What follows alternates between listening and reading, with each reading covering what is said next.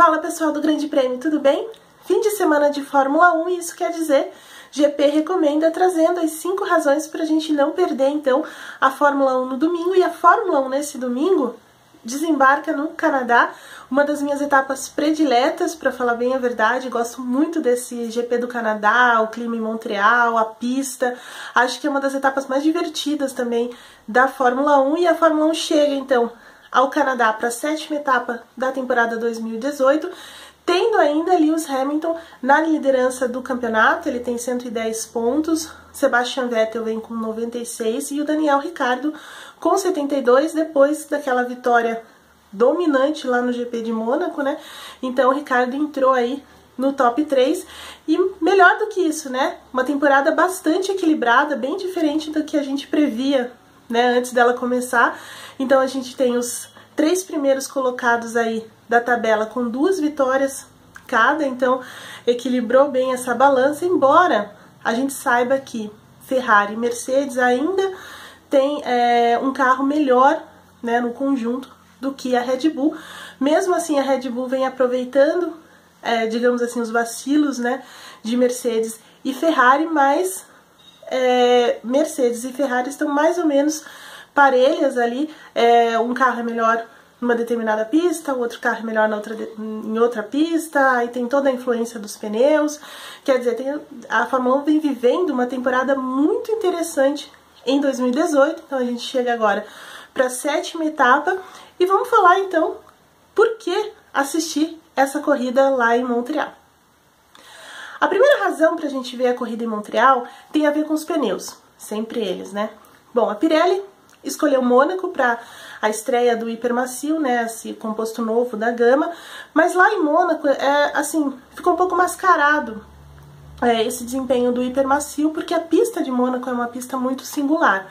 Agora, a Pirelli encara mesmo a estreia desse hipermacio no GP do Canadá, porque o GP do Canadá já é uma pista muito diferente, né? Uma pista com freadas fortes, com todo tipo de curva, uma pista muito lisa, que exige da tração, que exige dos freios, né? Porque a gente tem alguns pontos de freadas muito fortes, como eu falei, retas longas. Então, assim, no começo a pista ainda é um pouco verdinha, né? Sem muita borracha, porque é pouco usada. É uma pista que mistura aí características de pista de rua, mas também de autódromo, né? É um circuito semi-permanente, como a Pirelli gosta de dizer.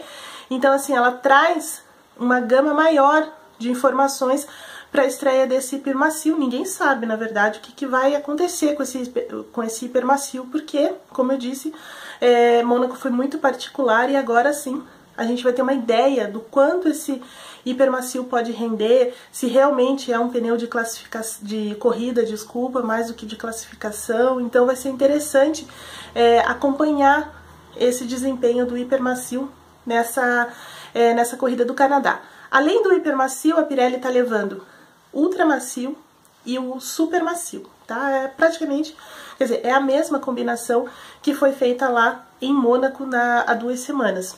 Só que, como eu disse, em Montreal a coisa pode mudar muito de figura, né? A performance dos carros em função da pista ser muito, muito, muito mesmo diferente do que a gente viu lá em Mônaco, tá? Então, assim, em termos de estratégia, a Ferrari e a Red Bull, né, gostaram muito do hipermacio, então apostaram a maioria dos jogos de pneus que eles estão levando lá, que eles escolheram, né, para o GP do Canadá, são de hipermacios.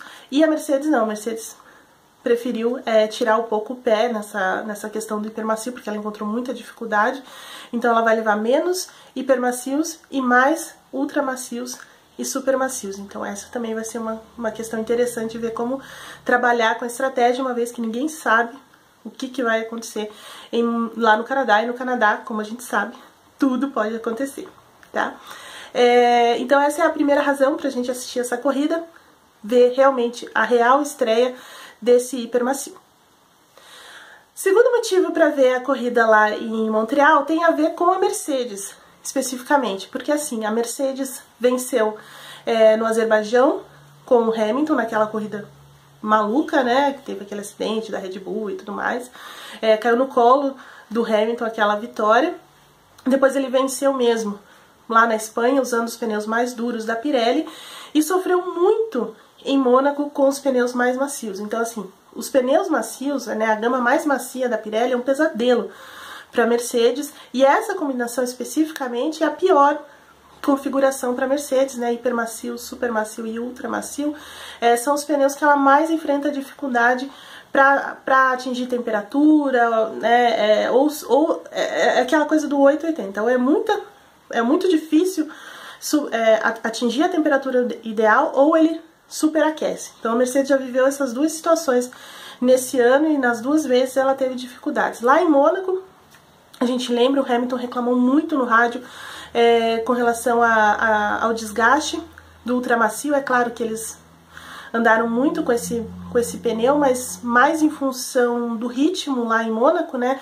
Porque assim, o Ricciardo tinha problemas lá na frente, aí mais a questão do desgaste excessivo dos pneus, ninguém quis fazer uma segunda parada, pelo menos ali na frente. Então o ritmo caiu muito nessa corrida de Mônaco, e aí eles conseguiram poupar mais ou menos os pneus. Mas assim, se fosse uma corrida mais veloz, digamos assim, né, num ritmo maior, certamente precisaria de um segundo pit stop, porque os pneus estavam realmente desgastando, e assim, o desgaste estava mais acentuado no carro do Hamilton, tanto que ele reclamou praticamente a prova inteira desses pneus, e é isso que acontece com a Mercedes. A Mercedes não tem uma boa, um bom relacionamento, digamos assim, com esses pneus macios. Agora a gente tem que ver como isso vai se acertar em uma pista de verdade, né, uma pista mais com características, né, de pistas de autódromos e tudo mais, com um piso muito diferente, uma exigência muito diferente do que se viu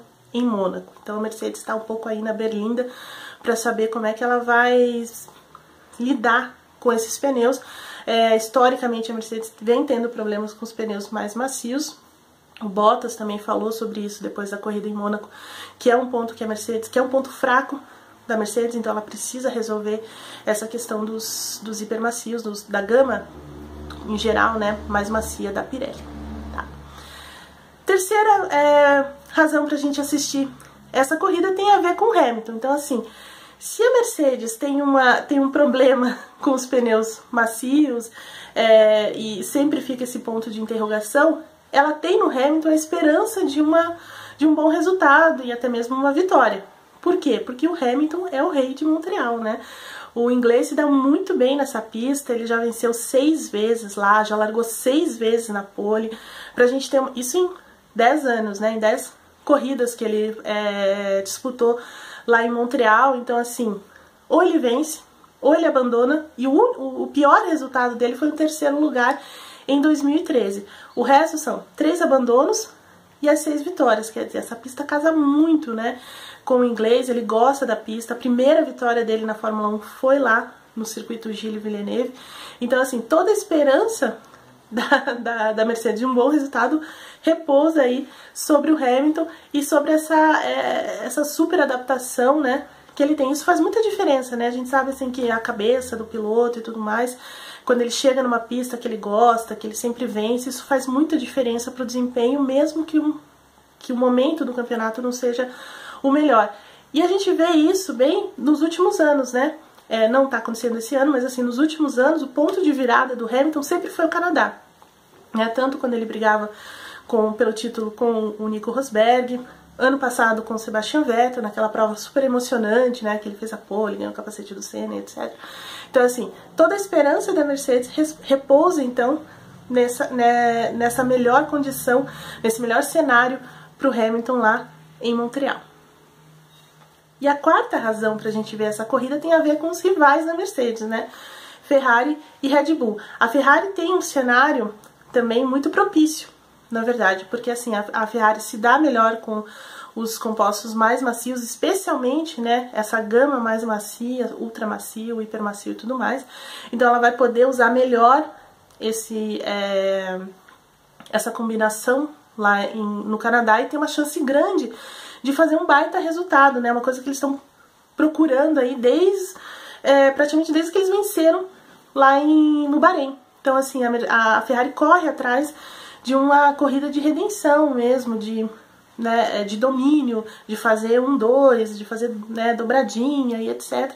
Então, assim, essa corrida do Canadá se configura dessa maneira para a Ferrari. Vamos ver se eles conseguem tirar proveito disso. E a Red Bull, né? A Red Bull chegou lá em Mônaco, dominou o fim de semana inteiro, principalmente com o Ricciardo, né? O Daniel Ricciardo liderou todos os treinos, classificação, largou na pole, ganhou, e, enfim, não teve ninguém ameaçou, né? Principalmente porque o Verstappen fez aquela lambança, né? No terceiro treino livre, bateu e ali ele afundou todas as chances dele de qualquer melhor resultado para a Red Bull. Teve que largar lá atrás, vinha uma corrida de recuperação, fez belas ultrapassagens, mas assim, não foi suficiente, né? A Red Bull, embora não tenha um carro muito veloz, como Ferrari e Mercedes, ela tem um carro que tem uma ótima aderência mecânica, tração, então assim, ela pode se dar bem sim, pode compensar, né, essa falta de velocidade com um carro melhor equilibrado, mais equilibrado do que, até em alguns pontos, melhor do que as suas rivais. Então assim, vamos ver o que Red Bull consegue também nessa configuração de pneus, que ela se dá bem, ela não tem problemas específicos, né, pontuais, como acontece com a Mercedes, por exemplo. Então, é uma rival forte, vai brigar, e isso a gente vai começar a ver na sexta-feira. Por fim, a quinta e última razão para assistir esse GP é que é um GP que pode resgatar, né, o acaso, o caos que a gente vinha acompanhando desde o início do ano, porque é uma pista muito também veloz, né, com freadas fortes, com curvas de todo tipo e de pouquíssima área de escape, né? Então, assim, qualquer erro muro, sai, bate. Então, a possibilidade de safety car, parar a prova por qualquer razão dessas é muito grande, né? Então, a gente pode ter um resgate do caos aí lá no GP do Canadá, porque é uma pista que propicia esse tipo de situação. Além disso, há uma pequena chance de chuva para a tarde de domingo, né? Pode ser que isso também dê uma temperada nessa corrida. A gente lembra lá em 2011, né? Aquela corrida maluca que choveu, depois parou, aí a corrida mais longa da Fórmula 1 foi lá em Montreal. Então, assim, Montreal, tudo pode acontecer de verdade. Então, não dá para perder esse GP do Canadá, que acontece, como eu disse, num horário melhor do que a gente vinha tendo desde o início do ano, né? Então a prova vai ser realizada à tarde. Os treinos começam na sexta-feira, então o primeiro treino às 11 da manhã, no horário de Brasília, o segundo treino às 15 horas. Depois, no sábado, a gente tem o terceiro e último treino livre, né? Que já é a preparação para a classificação ao meio-dia. A classificação mesmo, né? Que é a prova que define o grid, às 15 horas, desculpa, no horário de Brasília. E no domingo, então, 15h10, né, agora com esses 10 minutinhos a mais, 15h10 a largada para o GP do Canadá. Grande prêmio, como sempre, acompanha tudo ao vivo e em tempo real. Tchau!